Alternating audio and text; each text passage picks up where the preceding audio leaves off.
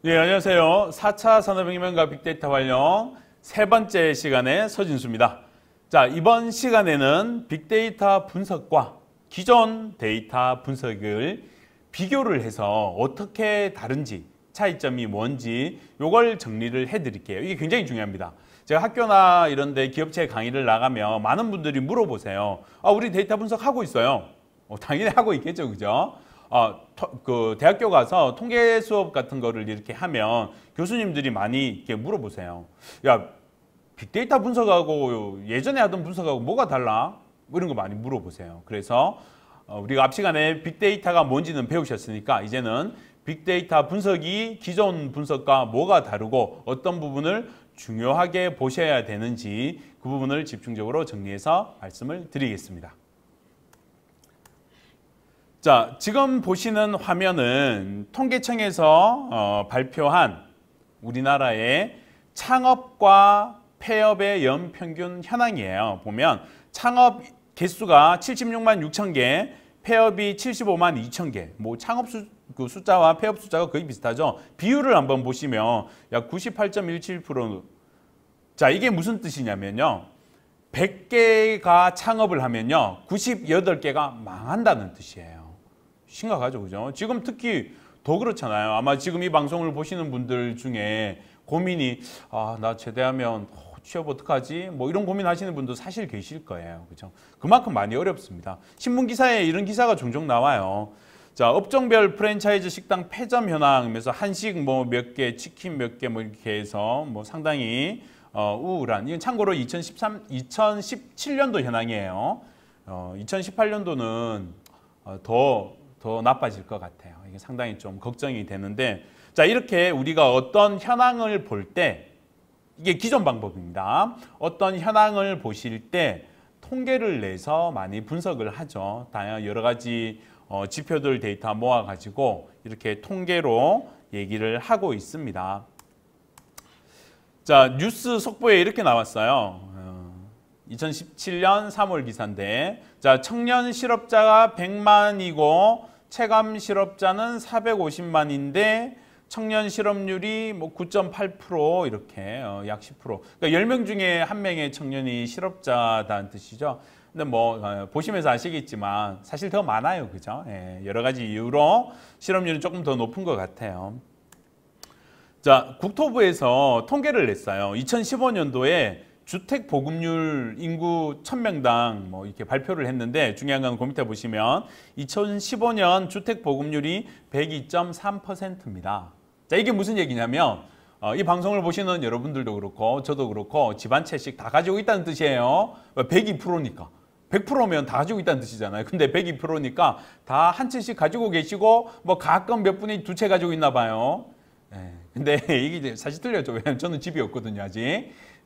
사실 다 비슷하실 거예요. 자, 무슨 말씀을 드리고 싶냐면 여태까지는 저희가 어떤 현황이나 이런 걸 볼 때 기본적으로 이렇게 통계 자료를 가지고 많이 얘기를 해요. 근데 보셔서 뭐 다 느끼고 아시겠지만 청년 실업률 통계도 사실 좀 안 맞는 부분이 많고 이 국토부 통계도 사실 안 맞는 부분이 많아요. 그죠? 무슨 얘기냐면 기본적인 통계 자료로만 가지고서 설명을 훌륭히 할 수 있는 부분도 있지만 할 수 없는 부분도 많이 있다는 거예요. 제가 이제 통계청에 이렇게 특강도 가끔 가는데 거기 가서도 그 통계청 주무관님들이나 이 분석하시는 연구원님들하고 그런 얘기를 해요.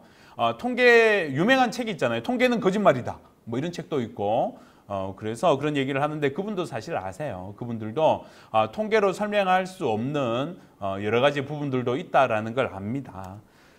자, 실업자 통계가 나왔어요. 근데 사실 뭐 실업자 수는 어떻게 뭐 정확하게 조사를 하면 알 수 있지만 사실 실업자 마음은 잘 모르겠죠. 취직이 안 돼서 뭐 뉴스에 많이 나오잖아요. 노량진에 공무원 시험 준비하는 분들이 뭐 몇 명이다. 뭐 혼자 밥 먹으면서 시험 준비를 하더라. 그 준비생이 몇 명이다. 이런 건 알지만 그분들이 어떤 마음인지 그거는 사실 통계에서 알 수가 없죠. 자, 폐업자 수는 대충 나와요. 뭐 아까 보신 대로 몇 개 창업해서 몇 개 폐업했다 나오지만, 자, 문제는 폐업을 한다는 얘기는 장사가 안 돼서 폐업을 하겠죠. 그러니까 왜 장사가 안 될까라는, 그러니까 쉽게 말하면 고객이 왜 안 올까라는 마음은 모른다는 거죠. 분명히 간판 좋고 뭐 안에 시설 좋고 새로 차린 음식점인데 고객이 안 오는 거예요. 마케팅도 하고 막 전단지도 돌리고 막 홍보도 많이 하는데 고객이 안 와. 자, 통계로는 왜 고객이 오지 않는지 고객의 마음은 알 수가 없다는 거죠. 그렇죠? 네. 그래서 통계로 기존에 훌륭하게 설명이 되는 부분도 있지만 통계로 설명이 안 되는 부분도 많이 있었습니다. 근데 예전에는 통계로 설명되는 부분은 통계로 했지만 통계로 설명이 안 되는 부분은 어떻게 답이 없었어요. 근데 미국의 대선 트럼프 대통령이 대선 때 나왔죠. 이게 지금 뭐 대통령 하고 계시지만 자, 미국 대선의 여론조사에서 힐러리 전 후보가 대통령이 될 거다라고 나왔는데 결론은 트럼프 대통령이 되셨잖아요. 이 사건으로 인해서 SNS 데이터가 정말 중요한 가치가 있다라는 게 굉장히 강조가 많이 됐었습니다.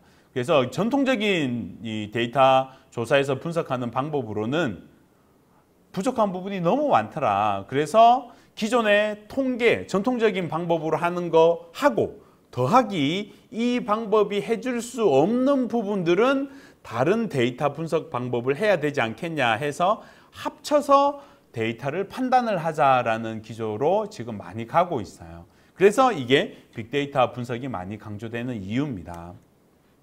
자, 구글 검색을 통해서 이게 트럼프 대통령 대선 때였어요. 구글을 통해서 본 버즈량입니다. 네, 그래서 힐러리 클린턴 후보와 도널드 트럼프 후보의 버즈량은 이제 검색 횟수 뭐 이런 양인데 이걸 비교해 봤을 때 저 아래 그래프 2번 보시면 트럼프 대통령 후보에게 투표를 하겠다라는 게 좀 더 많은 게 보이죠. 그래서 이제 뭐 그때 당시에 지난 얘기지만 결과를 봐서 지난 얘기지만 그때 당시에 많은 설문조사 기관과 신문사들이 여론조사를 발표를 했어요.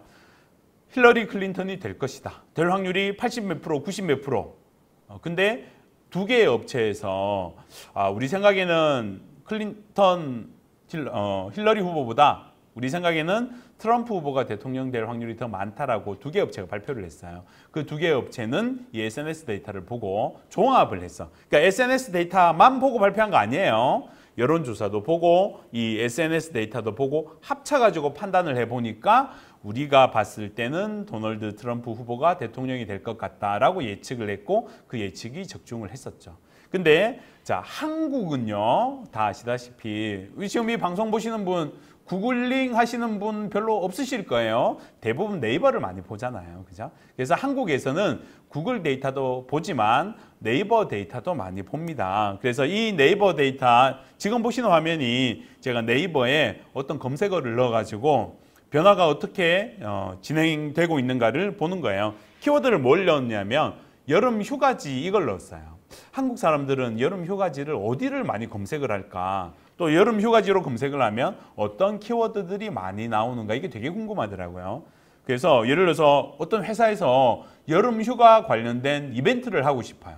그럼 사람들이 여름 휴가지로 어디를 많이 가는지 알아야 거기 가서 이벤트 할 거 아니에요. 이거 찾아내야 돼요. 그럼 이게 옛날 방법으로는 어떻게 찾느냐면 사람들 많이 모이는 장소 같은 데 있죠. 뭐 마트라든지 많이 모이는 지하철역 입구 이런 데 가가지고 설문조사를 하는 거예요. 선호하시는 여름 휴가지 어디세요? 이렇게 이제 물어보죠. 근데 시장 보기도 바쁘고 출근 퇴근하기도 바쁜데 설문조사 지고 어떻게 잘 하나요? 잘 안 하죠. 대충 쓰고만 가고 아니면 아예 하지도 않아요.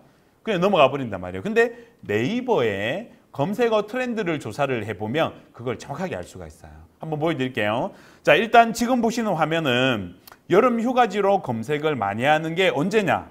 위에 그래프를 보시면 2017년 6월 정도부터 검색을 많이 하기 시작하다가 8월이 피크예요. 그리고 9월 이후로는 거의 여름 휴가지로 검색을 안 합니다. 전혀 안 하는 건 아니지만 거의 안 해요. 그리고 보면 파란색은 PC에서 하는 거고요. 초록색은 핸드폰, 모바일에서 하는 거예요. 보니까 PC에서 많이 하죠. 그죠? 그래서 뭐 회사 같은 데 가서 많이 하시나 봐요. 자, 그리고 아래쪽에 있는 그래프는 아래쪽에 왼쪽에 있는 그래프죠. 왼쪽에 있는 그래프는 남성과 여성의 검색 비율을 보여주고 있어요. 보면 여름 휴가지로 여성분들이 검색을 더 많이 하는 걸 알 수 있어요. 그러니까 남자분들은 뭐 여성분들도 회사를 많이 다니시지만 남자분들보다 여성분들이 여름 휴가를 어디를 많이 갈까 이런 거 검색을 더 많이 하신다는 거죠. 그러면 여름 휴가로 마케팅을 하시려면 남자보다 여자를 상대로 마케팅 플랜을 세우셔야 된다는 거고요. 자, 여성분들이 검색하는 거 보니까 파란색보다 초록색이 많죠. 여성분들은 PC보다 모바일로 검색을 많이 하시는 거예요. 그러니까 뭐 출근 퇴근하면서 점심 먹으면서 핸드폰으로 야, 이번 여름 휴가 어디 갈까? 친구하고 밥 먹으면서 여름 휴가 어디를 갈까? 이런 거 검색을 많이 하시는 걸 예측할 수 있죠. 그리고 아래쪽에 있는 그래프 중에 오른쪽 그래프를 보시면 연령으로 또 나와요. 연령을 보시면 20대에서 30대가 많죠. 그리고 30대가 월등히 많습니다. 30살에서 39살 구간에 속하신 분들이 여름 휴가로 검색을 되게 많이 하시는 것 같아요. 자, 이런 정보들을 종합을 해서 그러니까 나가지 않고 있죠. 마트나 뭐 지하철역 이런 데 나가지 않고 앉아서 사무실에 앉아가지고 네이버나 구글이나 이런 소셜 데이터들을 분석을 해서 설문조사한 것보다 더 구체적이고 정확하게 알 수 있다는 거예요. 그죠? 회사에서는 이런 일을 할 수 있는 사람을 찾는다는 거예요. 옛날처럼 뭐 짐 많이 싸들고 가가지고 종이 싸들고 경품 싸들고 가가지지 막 설문지 해주시면 야구르트 드려요. 막 이렇게 해서 하는 방식도 하지만 지금은 그 방식 외에도 또 대체할 수 있는 방법이 나온다는 거죠. 근데 실제 어떤 키워드를 많이 검색하는지도 궁금하죠. 한번 해볼까요? 자, PC에서 검색한, 이거 네이버에서 검색한 결과예요. 검색한 결과를 이렇게 모아보니까 PC에서 검색 많이 한 거는 가평의 수상 레저를 많이 검색을 많이 하시네요. 이게 왜 이걸 많이 했을까는 사실 잘 모르겠는데, 그 다음에 이제 글씨가 크게 나오는 이 지금 보시는 화면이 워드 클라우드라고 해서 한국말로 바꾸면 단어 구름, 워드 클라우드라고 하는 분석 기법이에요. 많이 언급되고 작게 언급된 키워드를 한눈에 보기 좋게 그림으로 그려주는 건데, 많이 언급된 키워드는 크게 나오고요. 작게 언급된 키워드는 글씨 크기가 작게 나와요. 자, 왼쪽 그림이 PC에서 언급된 키워드인데 보니까 제일 많이 언급된 게 가평 수상 레저하고 경주 가볼 만한 곳. 경주가 좋기는 한데 여름 휴가지로 왜 경주 가볼 만한 곳을 많이 검색을 했을까? 이거는 조금 더 찾아봐야 될 것 같아요. 네이버에서 사람들이 실제 많이 검색한 거예요. 여름 휴가지로. 자, 오른쪽에서는 모바일에서 많이 검색한 키워드예요. PC하고는 다소 좀 차이가 있어요. PC는 가평 수상 레저가 많이 나왔지만 모바일에서는 1등이 경주 가볼 만한 곳, 2등이 대구 가볼 만한 곳하고 뭐 워터파크, 그다음에 울산 이런 지역들이 많이 나오네요. 그렇죠? 사람들이 이런 데이터들을 PC에서 검색을 해서 휴가 계획을 세우고 거기에 맞춰서 또 이동을 하는 건데, 이런 내용을 알고 있다면 기업들에서 훨씬 더 마케팅 전략이라든지 마케팅 뭐 홍보 타겟이라든지 이런 거 잡을 때 훨씬 더 좋다는 얘기죠. 그렇죠? 자, 또 다른 그림 하나 보여드릴게요. 요거는 뭐냐면 예전에 그 좀 우리 슬픈 얘기인데 2015년에 한국에 메르스가 굉장히 심했었잖아요. 그래서 뭐 많은 분들이 또 뭐 돌아가시고 또 우리 사회가 굉장히 또 힘들었던 그런 때입니다. 자, 그건데 그 데이터를 가지고 왼쪽에 있는 표는 이제 어떤 메르스가 전염이 됐잖아요. 어떤 환자한테 전염이 됐다라는 거를 표로 정리를 한 거예요. 우리 기존에 하는 방법입니다. 표로 정리를 해서 보여드린 거고, 오른쪽에 있는 거는 데이터 분석 시각화 기법을 이용해서 그 왼쪽에 있는 표를 오른쪽 그래프로 그린 거예요. 두 개를 딱 비교해서 보시면 당연히 왼쪽 표보다 오른쪽 그래프가 한눈에 월등히 잘 들어오죠. 그죠?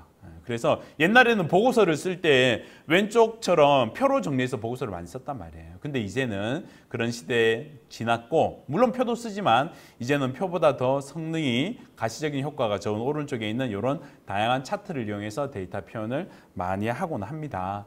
자, 그래서 이번 시간 정리를 한번 해볼게요.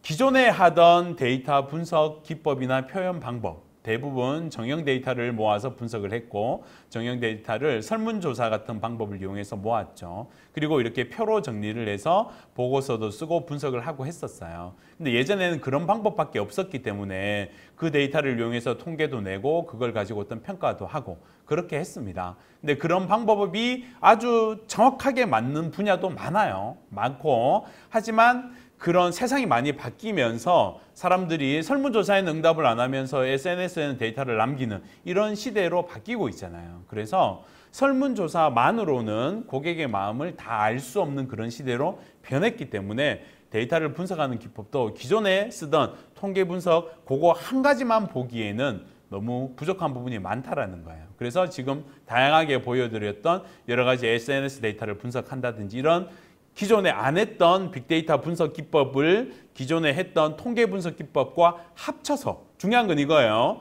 통계 분석 필요 없다 이거 절대 아닙니다. 통계 분석 정말 중요해요. 통계 분석도 중요한데 지금 새로 나오는 우리가 지금 얘기하고 있는 이런 다양한 빅데이터를 분석하는 기법과 통계 분석 기법을 합쳐서 더 고객이 원하고 고객에게 줄 수 있는 좋은 것을 찾아낼 수 있는 그런 시대가 되었다라는 얘기입니다. 그래서 우리가 그런 사람이 되어야 되고요. 아시겠죠? 자, 이번 시간도 어려운 내용 듣느라 고생 많으셨고요. 다음 시간에 더 좋은 내용으로 찾아뵙겠습니다. 감사합니다.